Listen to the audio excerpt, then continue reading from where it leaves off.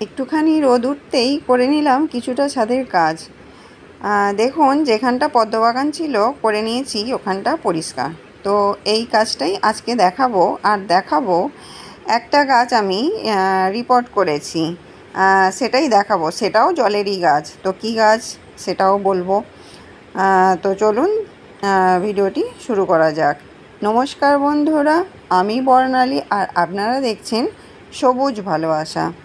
তো দেখুন আমি প্রথমে কিছু গাছ দেখিয়ে নিচ্ছি আর ছাদ বাগানটা পরিষ্কার করছি সেটা দেখিয়ে নিচ্ছি। তারপর দেখাবো কী গাছ আমি রিপোর্ট করলাম আর কিভাবে করলাম, কোথায় করলাম। আর এখানে দেখুন পদ্ম গাছগুলি বেশ সুন্দর লাগছে, আর যত হাওয়া দিচ্ছে পাতাগুলো দুলছে আরও সুন্দর লাগছে, তাই না? আর দেখুন এইখানে ছিল পদ্ম গাছের এই গামলাগুলো তক্তার ওপর, অর্থাৎ কাঠের ওপর। এই যে কাঠগুলো দেখুন আমি ধুয়ে শুকনো করতে দিয়েছি। আসলে আজকে খুব সুন্দর রোদ উঠেছে, তাই ভাবলাম এইখানটা একটু পরিষ্কার করে নিই। আর পদ্ম গাছগুলো চলে যাবার পর শেওলা জল ফল পড়েছিল, তো ওখানটা পরিষ্কার করা হয়ে ওঠেনি। তাই আজ একটু রোদ উঠতেই পরিষ্কারটা করে নিলাম। রোজ তো সব সময়তেই জল পড়ছে, কি করে পরিষ্কার করব। তাই এখন চলে এসেছি এখানটা পরিষ্কার করতে। আকাশে কিন্তু এখনও প্রচুর পরিমাণে মেঘ রয়েছে।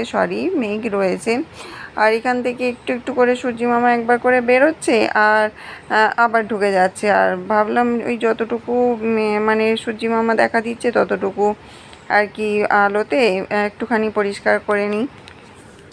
তো এখান থেকে প্রথমে আমি তক্তা ফক্তা সরিয়ে আগে যা ছিল এখানে পদ্মের গামলাগুলো বা আরও অন্যান্য যে টবগুলো ছিল সেগুলোকে সরিয়ে রেখে ভালো করে এখানটা আগে তক্তাগুলো ইঁটগুলো তুলে নিয়ে ভালো করে ধুয়ে পরিষ্কার করে ঝাঁট দিয়ে ধুয়ে দিয়েছি আর ধুয়ে পরিষ্কার করে নিয়েছি। আর দেখুন পুরো বাগানটাই কিন্তু ওই দিকটা পুরো পরিষ্কার রয়েছে, মানে এদিকটা পুরো পরিষ্কার রয়েছে। আর ওদিক থেকে পরিষ্কার করা শুরু করেছিলাম, অর্থাৎ এই দিক থেকে পরিষ্কার করা শুরু করেছিলাম, তো ওই যেদিক থেকে পরিষ্কার করা শুরু করেছিলাম সেদিকটা আবার নোংরা হয়ে যাচ্ছে।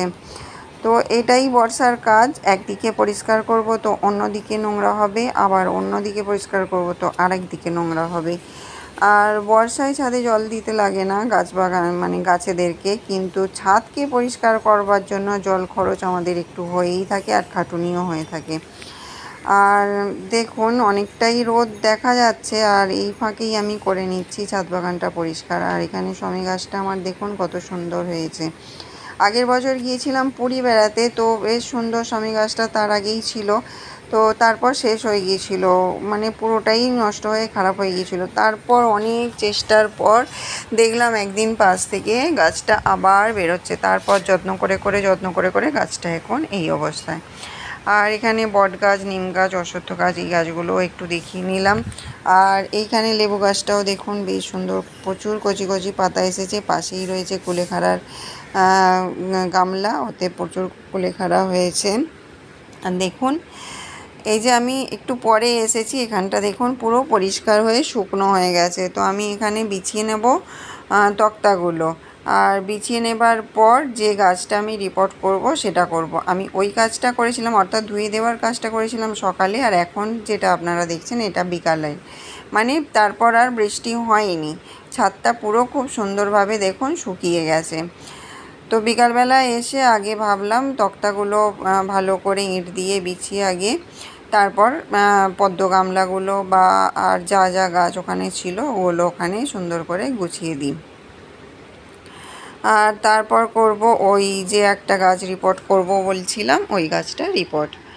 আর দেখুন আবার কিন্তু বিকালের সময় দেখুন আবার প্রচুর মেঘ করেছে, এক্ষুনি মনে হচ্ছে বৃষ্টি এসে যাবে, পুরো কালো হয়ে এসেছে। আমাকে তো তাড়াতাড়ি কাজটা করে নিতে হবে।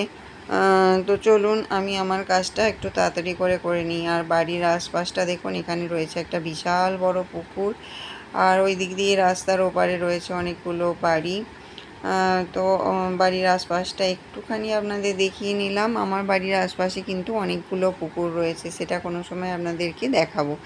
আর যেটা রিপোর্ট করব সেটা হলো এই গাছটা, মেক্সিকান সোর লিলি।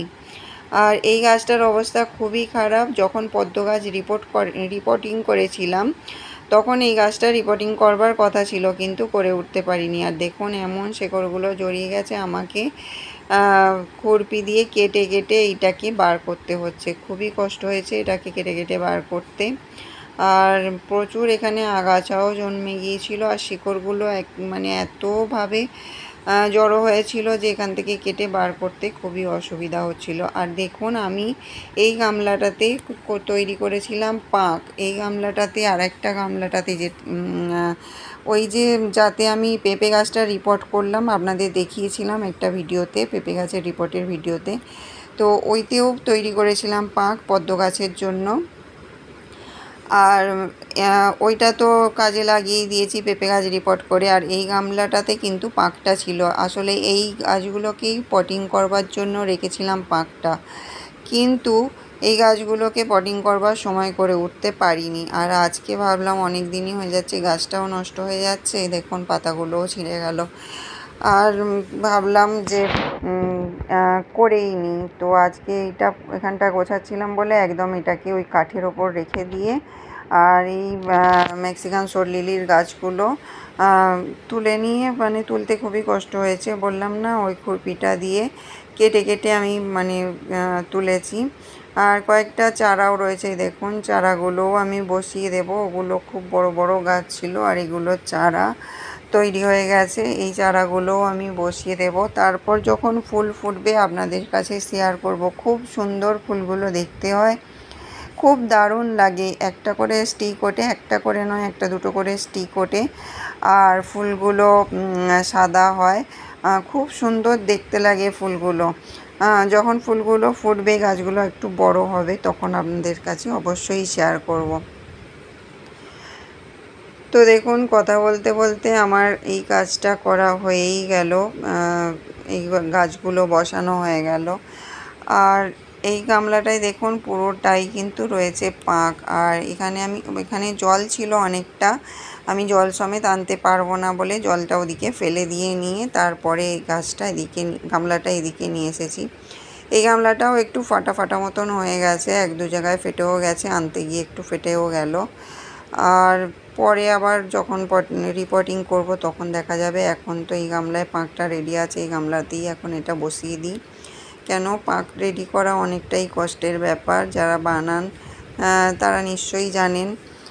আর দেখুন আমি এটা খুব ভালোভাবে বসিয়ে দিচ্ছি। আর দেখুন মনে হচ্ছে কাঠটা না ঠিকভাবে রাখা হয়নি, বা ইঁটটা ঠিকভাবে দেওয়া হয়নি, ওই জন্য মানে একটু দুলছে।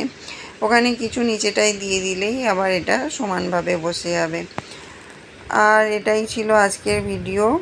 আর এতক্ষণ যারা ভিডিওটি দেখলেন তাদের অসংখ্য ভিডিওটি যদি ভালো লাগে তাহলে অবশ্যই একটা লাইক করবেন, কমেন্ট করবেন, আর শেয়ার করবেন আপনার বন্ধুবান্ধব ও ফ্যামিলি ও প্রিয়জনদের মধ্যে। আর যদি নতুন বন্ধু হয়ে থাকেন তাহলে চ্যানেলটিকে সাবস্ক্রাইব করে পাশে থাকার অনুরোধ রইল। আর পাশের বেল আইকনটি অল করে রাখবেন, তাহলে আমার ভিডিও নতুন দেওয়ার সাথে সাথেই আপনার কাছে নোটিফিকেশান পৌঁছে যাবে। আপনারা সবাই খুব ভালো থাকবেন, সুস্থ থাকবেন, আর কথা হবে, আলোচনা হবে, বন্ধুত্ব হবে আবার পরের কোনো ভিডিওতে। তো আজকের জন্য এই পর্যন্তই।